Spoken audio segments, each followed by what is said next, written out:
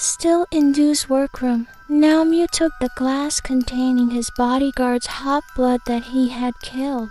It had been a long time since Mew had drunk fresh blood that he had heated like this. Maybe because Mew's mood was still messed up. Only drugs, blood, beer, or other forbidden drugs could make him calm. In the room, there was only Mew. Dew was still going to his room to get his belongings. The blood he drank was gone. Now Mew immediately took a pill. But it's not really a pill. It's a pill type of drug. Mew took too many drugs. Since losing Gulf 17 years ago, his personality has changed drastically. Mew opened the contents of the pill container. Mew tilted his head and then opened his mouth as wide as possible to swallow all the pills, which contained more than 10 pills. Mew, are you crazy? Damn it. Dew, who had just opened the door to his room and saw the pills go into Mew's mouth as quickly as possible, made Dew throw the files he was carrying and run towards Mew and grab the pills that Mew was still holding. He threw the pills in any direction. Then Dew was still in his angry state. Dew held Mew's nape and patted it to make the pills that Mew had just swallowed be vomited back up. No result.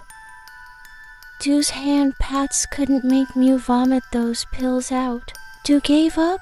He glared at Mew. Are you crazy? How many times have I told you? Huh? I told you not to take drugs. You don't know how dangerous that drug is for you. You better go home and take those drugs at your house. If you don't want to listen to me, he protested.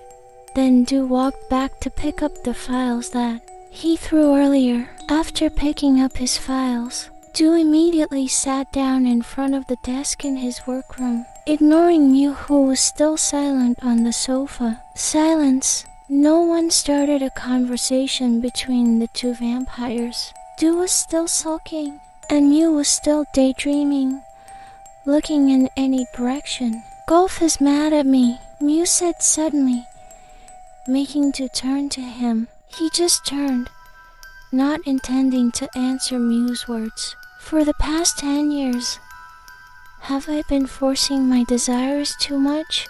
Because I just want to live with Gulf and my son. I want to live a normal life with them, but why don't they want to believe me? Dew let out a long sigh. Huh? Is that why you're becoming crazy like this?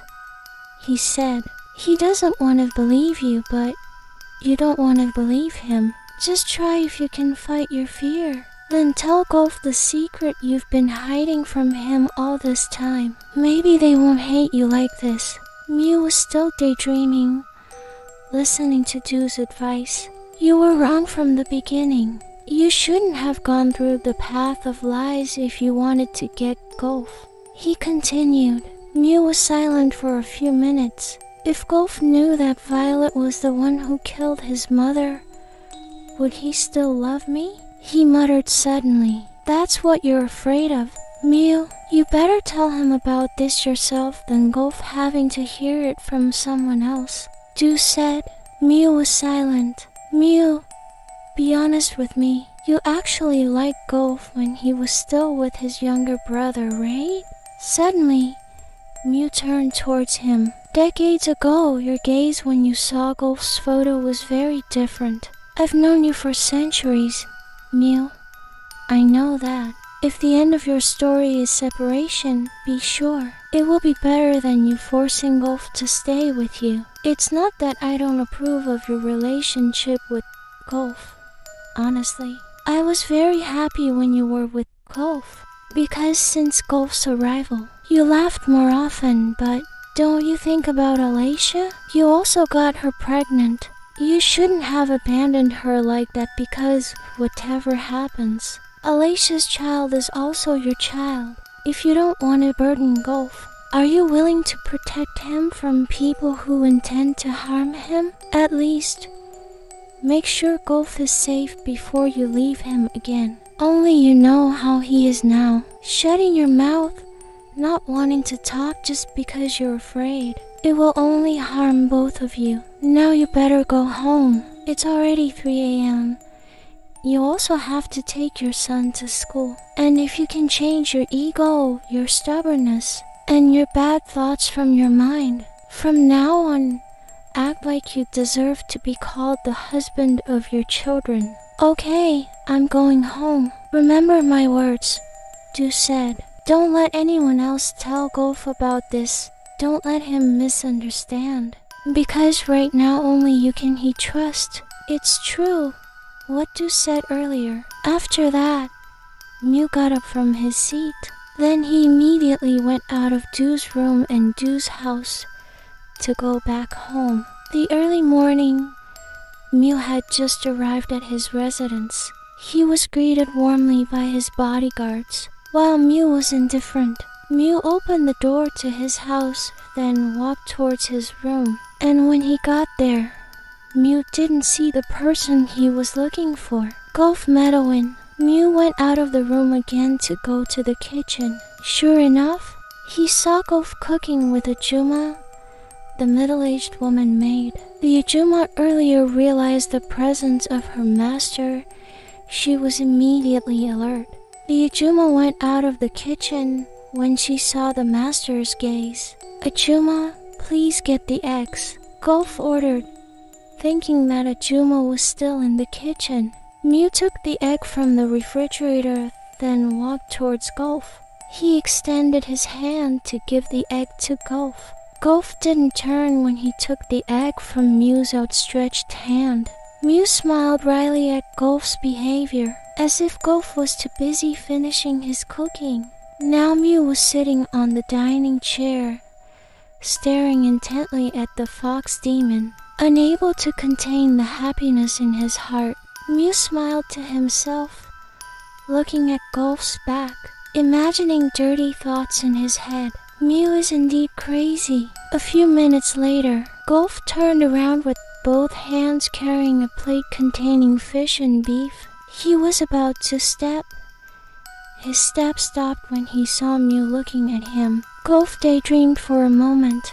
Then he continued his steps to place the plate he was carrying on the dining table. "You're home?" Golf asked, without looking at Mew. "Take a shower. I'll prepare clothes for you." Golf was about to leave the dining room, but Mew stopped him. "Wait," Mew said, holding Golf's arm. Golf turned, looking at Mew blankly. "Still mad?" "Mad?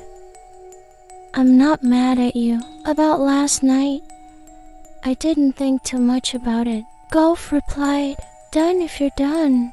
Go take a shower. I cooked beef according to your request yesterday." Mew released his grip on Golf's arm, letting Golf leave him alone. A few minutes later, Mew hurried to take a shower, and Golf had already prepared Mew's clothes. Then Golf now planned to wake Kevin up, who seemed to still be asleep. Golf pressed the doorbell button of Kevin's room. "Kevin, are you awake? Son, come out. Dad cooked your favorite fish. Let's eat together, okay?" Kevin opened the door to his room. He stared blankly at Golf while carrying a white kitten in his arms. "Cat, where did you get that kitten?" Kevin was silent, still staring blankly at Golf. "Just so you know, Golf's height is very different from Kevin's. Kevin is taller than Golf, probably because of his teenage growth spurt." About where Kevin got the cat, it was when Kevin was resting at his school and saw a kitten that looked hungry. Out of pity, Kevin put the kitten in his bag. If Mew knew, he wouldn't allow Kevin to bring that wild animal. So Kevin hid the kitten in his bag. "I want to take care of him," Kevin replied coldly. "Okay, now you go take a shower, then we'll eat." "I just want to eat with you, just the two of us, without that crazy man," Kevin said. And after interrupting Golf's words, Kevin slammed his bedroom door shut, going inside without saying hello to Golf first. Golf let out a long sigh. He had no choice but to leave Kevin's room and go back to the kitchen. Upon arriving at the kitchen, there was Mew, who always stared at him. Gulf walked, then sat down in front of Mew. Do you understand Gulf's position? Like in front of Mew, but not exactly in front of him. Gulf looked down, not wanting to make eye contact with Mew. He doesn't want to eat? Mew asked after the silence. Gulf turned to him.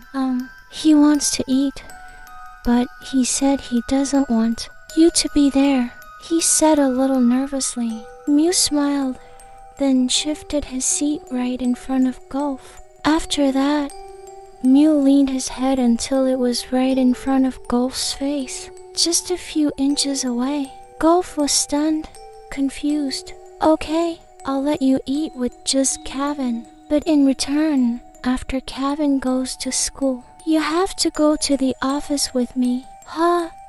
Gulf was still lagging. You're taking me out of the house? Mew nodded, showing his smile. Gulf was silent. He wasn't sure about Mew's words earlier, because for all these years, Gulf had never been taken out of the house with him. You don't believe me? Mew asked. You must be planning something.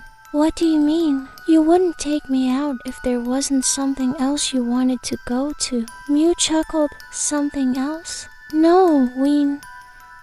I just want you to keep me company while I'm at work.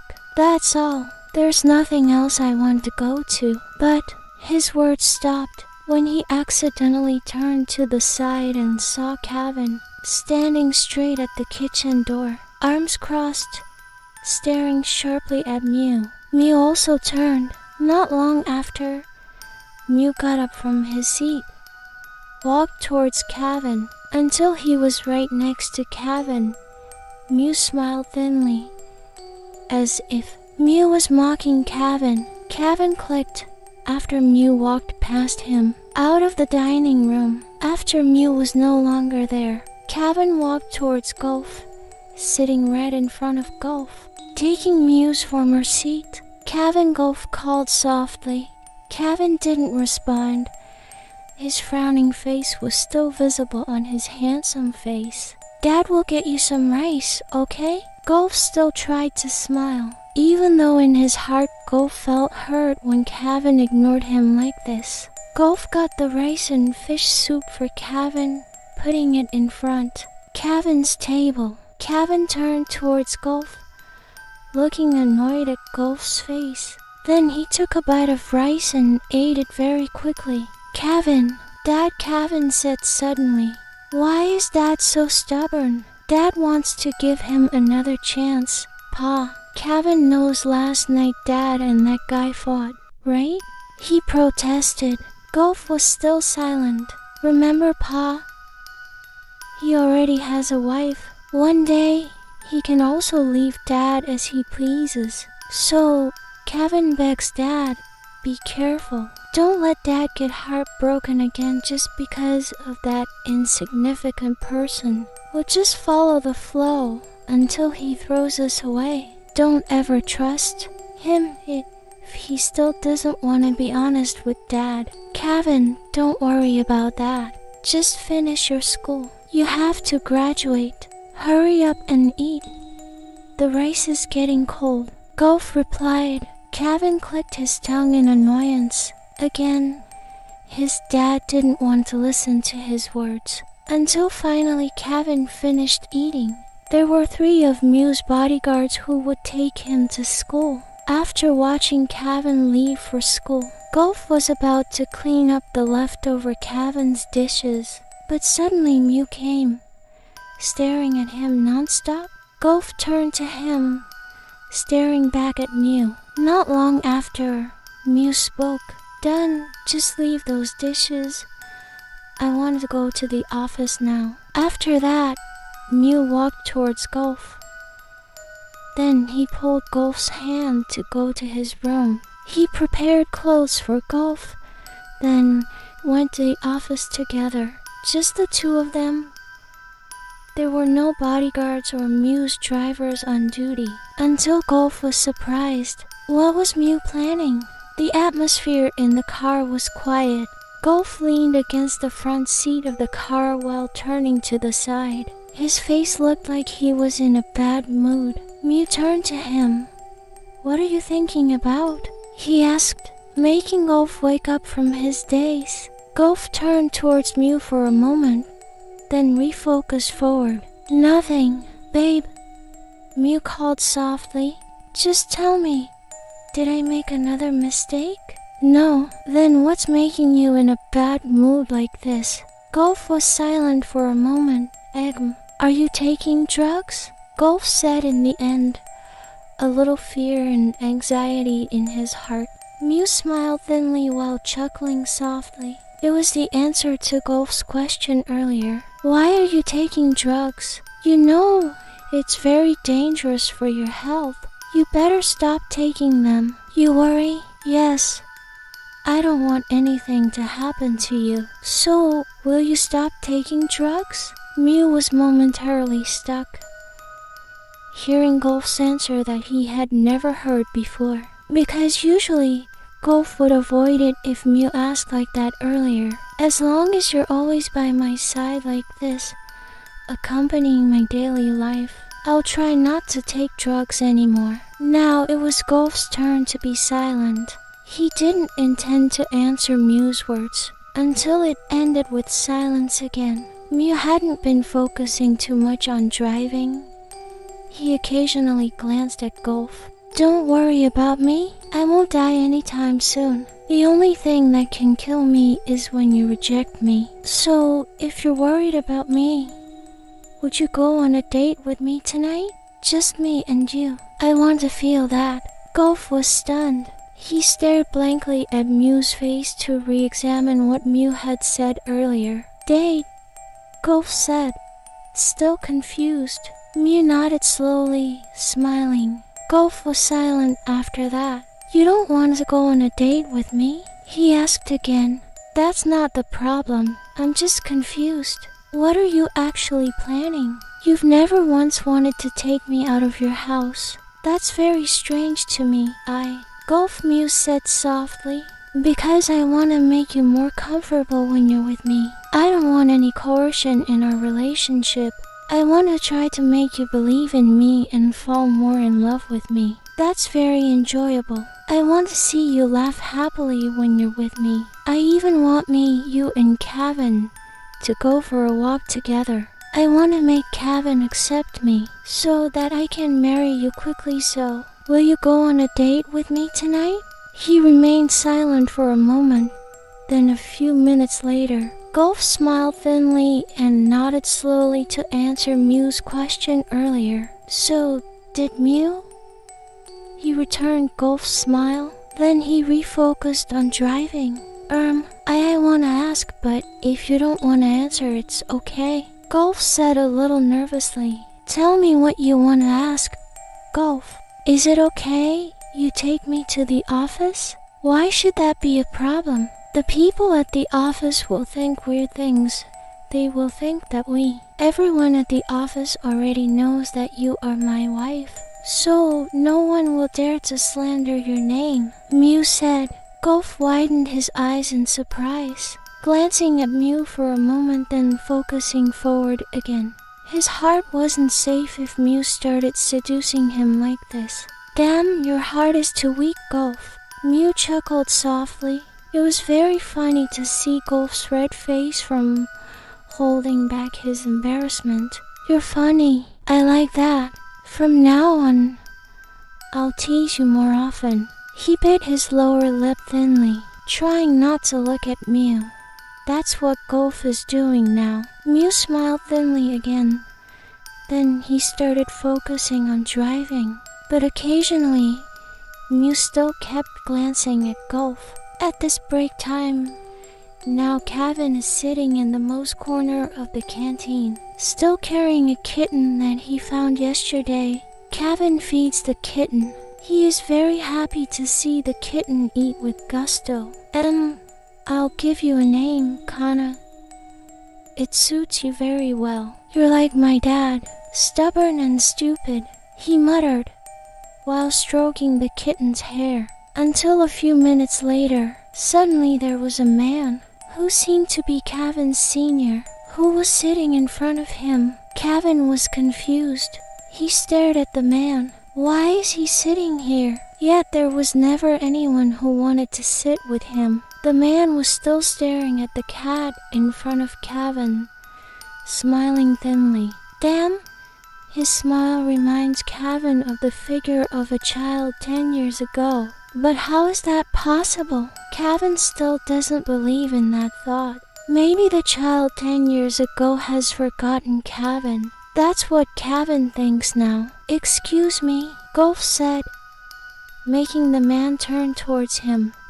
May I sit here with you? He replied, there are many empty seats. Why sit here? The man smiled thinly. I like kittens. Earlier you said you named the kitten Kana. Kevin stared at the man strangely. Good name. Seeing this man's increasingly familiar behavior, Kevin quickly packed up to leave the man's presence. He carried the cat in his arms, walking quickly to leave the place, until finally, Kevin was unaware of the edge of his foot that was deliberately placed in front of his steps, so that Kevin tripped and, damn, sure enough, Kevin fell and accidentally threw the kitten in the opposite direction. Damn, this guy is bothering him again. Even the man who tripped Kevin's foot laughed with satisfaction with his friends, followed also by all the students in the canteen. Kevin remained silent, trying to get up, but his leg cramped and his knee bled from hitting the edge of the canteen chair that accidentally hit Gulf's knee. Kevin crawled, dragging his leg to pick up the kitten he had accidentally thrown, until Kevin almost touched the kitten's body. The man who tripped his foot took the kitten first, then casually threw the kitten in another direction, far from Kevin. Kevin widened his eyes, then glared at the man who casually treated a very small kitten like that. The man laughed even more happily, as if he was mocking Kevin's annoyed expression. Look, he's angry. He might kill you, Ren. Wow, so scary. He'll complain to his dad later. Mommy's boy. Oh no, more precisely Daddy's boy. Ha ha ha. The sound of the students' laughter in the canteen got louder, as if they were enjoying mocking Kevin. The man known as Reno, he was the one who tripped Kevin's foot earlier. Everyone in the canteen mocked Kevin, insulted him as if Kevin wouldn't dare to retaliate against Reno's actions. You bastard, Kevin shouted, making the laughter on Reno's face fade. Now his face looked annoyed to hear the curse coming out of Kevin's mouth. Damn! When Reno was about to step on Kevin's injured knee, suddenly there was a man whom Kevin had been avoiding. Now the man twisted Reno's hand, making Reno writhe in pain to be released. You bastard! The man still didn't release Reno's twisted hand. With his expression that looked flat, he whispered to Reno, Do you want me to break your arm or suck the blood of the man you tripped earlier? He whispered, Are you sure this plan will work? Boren said. In the meeting room, it was filled with Boren, Min, Alex, Aliovic, and also Alacia. Now they are discussing a plan where they want to manipulate someone in the plan. Didn't you say he saw your face 10 years ago? Boren continued. Yes, but he probably doesn't remember my face clearly. Because 10 years ago, I met him in a room with minimal trust. Aliovic replied. Then, what next? I'll go undercover. Go undercover? Yes. I'll go to our GVVDKU school. I will fake my name and identity. Want to know what their plan is? I will explain it below. They plan to help Gulf and Kevin escape from Mew's captivity. What they plan? Where Aliovic will go undercover as a transfer student and enter our GVVDKU school, where Kevin attends school. Aliyovic's identity will be faked so that Kevin won't realize he's the person from 10 years ago. Then Aliyovic tries to become Kevin's close friend. Until the right time is confirmed, Aliyovic will tell him one by one what really happened. After that, Aliyovic wants to take Kevin and Gulf away from Bright's residence. Tomorrow we'll move. Keep me away from Mew's bodyguard surveillance, Aliyovic said. Boren stared intently at Aliyovic. Aliyovic's movements seemed suspicious to Boren. You, Boren said while pointing towards Aliyovic. Aliyovic turned his head. Follow me.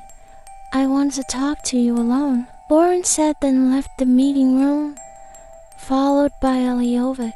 Until now, Boren arrived at the back balcony. Boren turned his body, facing Aliyovic. Aliyovic was still looking at Boren casually. Why are you willing to help me? It's impossible if you're just bound by a promise. You'll get here. Aliyovic grinned as a reply to Boren's earlier words. There's something you're planning besides helping that kid, right? Aliyovic was still silent. There must be another reason why you want to help. I want to meet Gulf Medowin directly, Aliyovic said. Gulf, you don't need to know why I want to meet him. Because your goal is to catch Bright just for revenge for your parents' death.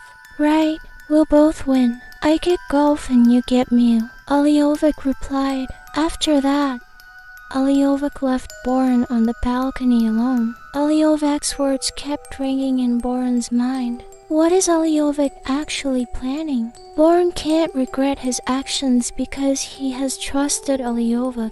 Do you want me to break your arm or suck the blood of the man you tripped earlier? Hearing the whisper from this teenager, Reno shivered a little. Because the teenager who was his age had a more terrifying aura. The teenager's gaze seemed to want to devour him. The teenager's shrill voice also sounded very heavy. Like an adult's voice, his body was tall, taller than Reno. Taking advantage of the situation, Kevin crawled again, trying to stand, but his leg was really hard to straighten. He crawled away from the group of students, who were now focused on Reno and the teenager. The teenager was none other than Aliyovic.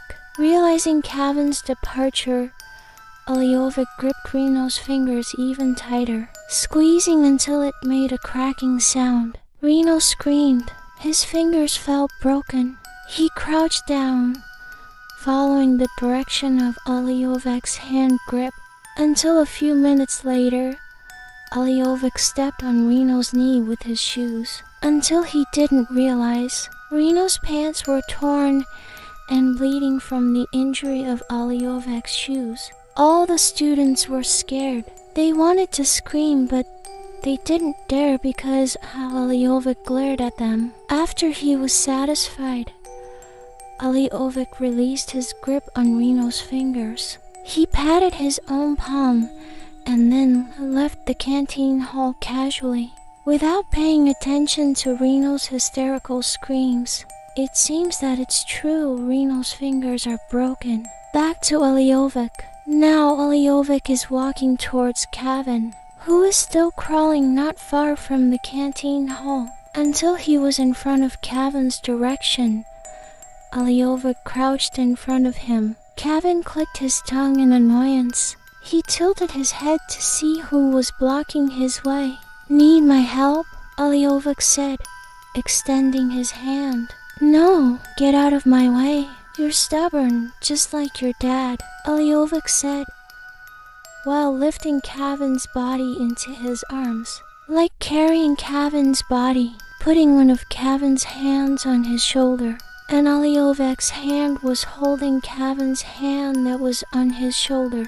The other one, Aliyovic put his hand on Kevin's waist to keep his balance. Kevin widened his eyes, hearing his dad's name called by a teenager he didn't know at all. Ignoring Kevin's surprised gaze, Aliovic continued to lead Kevin until he arrived at the infirmary. Kevin didn't rebel, because he also thought there was no other choice than to get help from a student he didn't know. Aliovic laid Kevin's body on the bed, trying to straighten Kevin's legs slowly. After that, Aliovic took medicine to treat Kevin's wounds. 15 minutes passed. Now Aliovic has finished treating Kevin's wounds. Kevin was still looking at his wound, grimacing in pain, but he still endured it, until finally Aliovic spoke. "Are you always treated like this?" Kevin turned his head. "None of your business. Why don't you tell your parents?" "I told you it's none of your business. You should leave. I don't want to be bothered by anyone." Aliovic smiled thinly. "Oh yeah, we haven't introduced ourselves yet. My name is Layden. You..." Sure enough, Aliovic faked his name. "If you don't know my name, why would you help me?" he replied sarcastically. Aliovic chuckled softly as an answer to Kevin's question earlier. "You feel sorry for me?" "No," Aliovic replied. "Then I want to be your friend." "Friend? Do you think I'll believe that? You must also know who I really am. There must be another purpose besides just wanting to be friends with you." "That's right, there is another purpose," Aliovic replied, making Kevin glare at him. Aliovic laughed freely. "You've never had a friend?" "No, why not?" "Friend? What do I need a friend for when I have everything? Do you think a friend can make me happy? Make my days brighter? Only a fool believes in a friend's words. Tell me if you have a problem. I will always be there for you." "Do you think I will believe in those words?" "It's true. Today we have fun telling each other all our problems to our friends. But remember, one day you'll also regret it for trusting your friend. Because we don't know, one day or a few days, even a few minutes later, your friend could become your enemy because of that secret," Kevin said sharply. "So that's why you don't want to hang out with. Don't beat around the bush." "How do you know about my dad?" Kevin said. "Your dad? Didn't you say earlier that I must know your background? But why do you know that my dad is as stubborn as me?" Aliovic smiled thinly. "Anyone can guess that if you look at your eyes." Kevin was silent, trying to digest Aliovic's words. What was your name again?" "I forgot." "Layden." "Thanks, Layden. You helped me. So, may I ask for my reward for helping you?" Kevin clicked his tongue. "CK, you're not sincere. You know what? I would have rejected your help earlier." Layden, who was none other than Aliovic, chuckled. "So, may I ask for my reward?"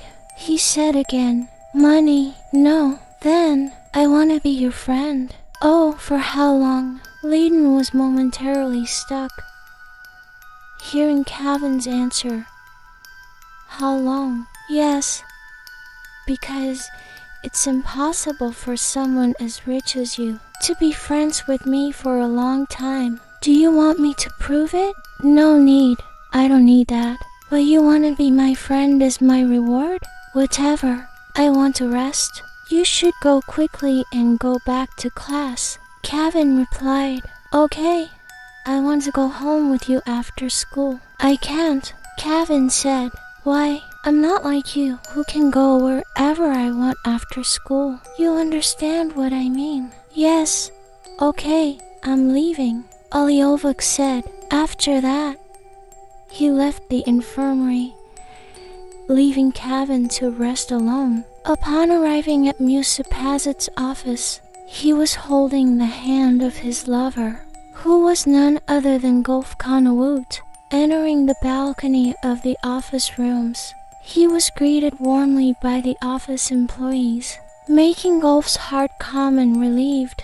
Until now they arrived inside the elevator to go to the upper floor where Mew's office was located.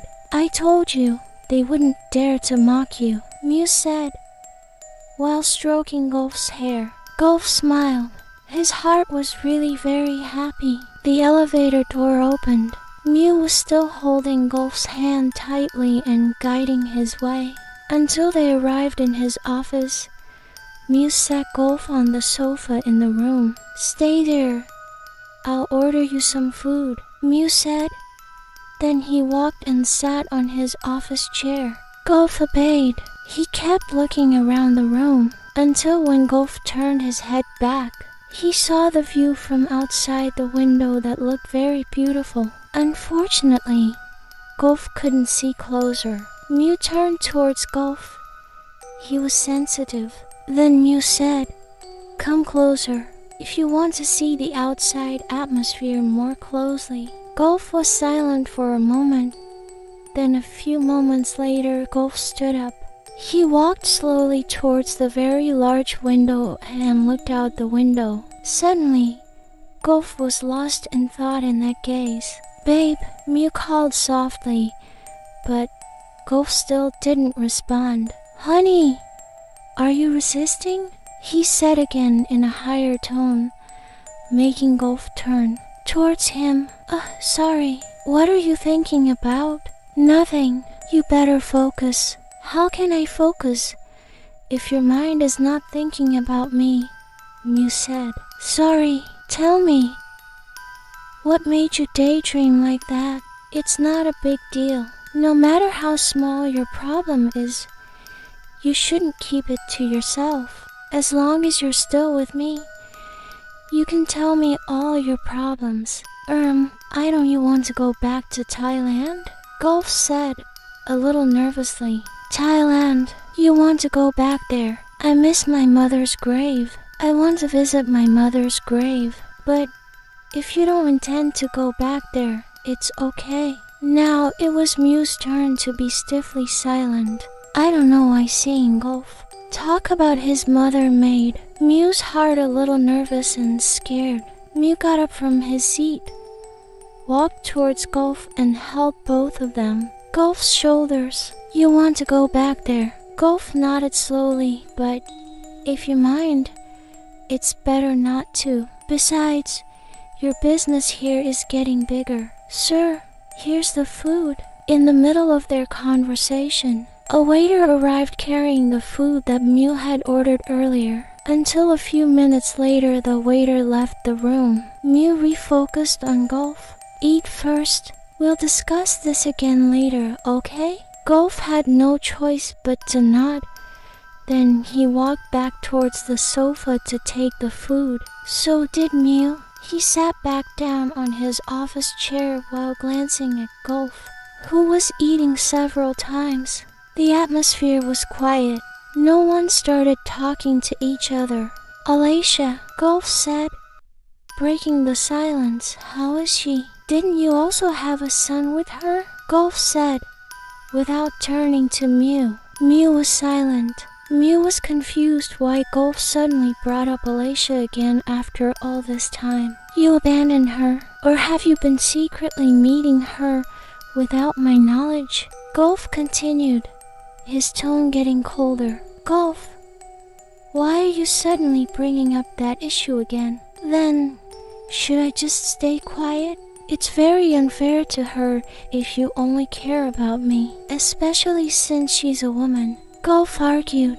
Mew was silent, staring blankly at Golf, who was playing with the food in front of him. "It's useless if you always try to be a good daddy for Kevin if you still abandon your own child. Mew, whatever happens, she's your child." "Golf," Mew said firmly, making Golf stand there stunned. Mew let out a long sigh. Then he got up from his seat, walked towards Golf. Upon arrival, Mew crouched in front of Golf, holding both of Golf's hands on top of Golf's knee. Golf was still looking down, showing his sulky face. I don't know why suddenly my feelings are focused on Alacia. I don't know the reason either, but I want to know how she is. Golf muttered. "Kanawut, don't worry. I've never secretly met her." but I'm also responsible. Not as her daddy, but she asked me to pay for all her living expenses and her child. I've done all that, Mew explained, while tilting Gulf's head to face him. But don't you miss your child with Alicia? If not, she must miss you. Mew smiled thinly. I don't have any leftover longing for anyone, because my longing is only for you. Damn. Gulf's cheeks flushed. He's stupid, because he couldn't stop blushing. Mew chuckled at Gulf's red face. Done? Nothing else you want to ask? Gulf shook his head slowly. Okay, finish your meal. After that, I'll take you to pick up Kevin. Gulf was surprised, happy. You're taking me? He didn't expect that he could see Kevin go home from school, because this is the first time Mew has invited him to pick up Kevin. Mew smiled and nodded slowly. He stroked Gulf's cheek. Then Mew got up to sit back down in front of his laptop. So did Gulf. He continued to eat his food while waiting for Mew to finish his work. Kevin, who was still lying relaxed on the infirmary bed, he was daydreaming, staring out the window. It's been more than 3 hours since Kevin sat silently in the room. Kevin tried to get up, but his knee was still too sore to move, until finally he heard the sound of the door opening. Kevin turned his head. CK. Kevin clicked his tongue to see who came. Layden, why are you here again? And what's happening outside? It sounds like there's noise, Kevin said sharply. Layden smiled thinly, took a chair and put it next to Kevin's bed. It's nothing, eat, Layden said while handing Kevin a gift in his hand. You bought this for me? Layden nodded. I'm not hungry. At least try a little, please, Layden said, full of plea. Kevin looked into Layden's eyes with suspicion. Why are you so kind to me? What do you want? Layden chuckled. What I want? I told you. I want to be your friend. Your face looks familiar, but I forgot. Don't think about it, eat. You must not have eaten, Layden said. Did you put poison in this food? Kevin said sharply. Layden chuckled again. Giving you poison in a place like this. Are you stupid? I could get caught for poisoning you and I wouldn't want to eat. There's no poison in the food. Or do you want me to eat it first? Do you think I want to eat your leftovers? Kevin said sharply. Then he forcibly took the food package from Layden's hand and ate it with gusto. Layden chuckled. His nature was really like his father. Wait, how did Layden know? Do you want me to take you home after school? I have a lot of bodyguards, Kevin replied, while eating the food that Layden had given earlier. Ah yes, Kevin cut him off, then swallowed the food that was stuck in his mouth first, then continued to talk. Why do you want to be friends with me? No one has ever asked me to be friends. You look lonely. That's why I want to be your friend. Just that. But sorry, if I become your friend, you won't be able to play with me outside of school. Kevin couldn't avoid it because honestly, in the deepest part of Kevin's heart, Kevin was lonely and he needed a friend. But Kevin always denied those feelings. No problem. Let me go to your house, Layden replied. Kevin choked, widening his eyes at Layden. Play at my house? Do you think it's easy? No, I don't want to get in trouble again, Kevin argued. Why not? What did you say? Why not? Haven't you heard the backstory of my family? Layden shook his head. That's impossible. Everyone avoids me because they know my background. If you don't know, you must. Your dad is gay? You were born from a guy's womb, Layden said casually. Kevin was shocked. He stared intently at Layden. It's not a problem for me. Whether you were born from a guy's womb or a girl's womb, I don't mind. So, if you still insist on taking me to your house, surely both of your dads will allow you. Layden continued. But why are you going to my house? Later in our science class, we'll be in one group. Wait, are you in the same class as me? Layden nodded. Aren't you my senior? Layden shook his head. So, can I study in your house? Kevin was silent for a moment. When? Tomorrow, or maybe the day after tomorrow. Okay, I'll try. Can I have your phone number? I don't have a phone. Kevin replied. Oh, sorry. 2 minutes more. The school bell will ring. I'll go back to class to get your bag and my bag. Wait for me here, Layden said. Then after that, Layden went out of the infirmary to go back to class. Kevin obeyed. He sat silently waiting for Layden's arrival. A few minutes later, Layden arrived. He was carrying 2 bags on his shoulders. Layden extended his hand to Kevin to help Kevin get up from the bed. Kevin took his outstretched hand. Then, Layden gently carried Kevin's steps to the school gate. Kevin's legs were still a little sore. Until they arrived outside the school, there were already dozens of bodyguards, who immediately approached Kevin and took Kevin's carry from Layden. Layden had no choice but to release Kevin's hand and hand Kevin's bag to one of the bodyguards there, until when Kevin was about to get in the car, he turned towards Layden. Layden smiled broadly and waved his hand, and Kevin returned the wave. Then after that, Kevin just got in his car. Unfortunately, as Kevin got in the car, Mew glared at him, but when Kevin looked in another direction, he saw his dad. The annoyance of seeing Mew's gaze was now a little relieved when he saw a smile on his father's face. Gulf Kanawut, Dad came to pick me up? Kevin asked, unable to keep his father silent. Gulf nodded. How's school? Why are you hurt? Ah, it's not a big deal. You must have been bullied, Mew said. He was met with sharp glances from Kevin and Gulf. The father and son are compact. Is that true? Gulf finally asked. Kevin was silent for a moment. It's okay, Dad. Oh yeah, Dad, you know, now I have a friend. He defended me when I was bullied. Friend, Mew said. TSK, you haven't realized who he is? Mew. Gulf said softly. Really?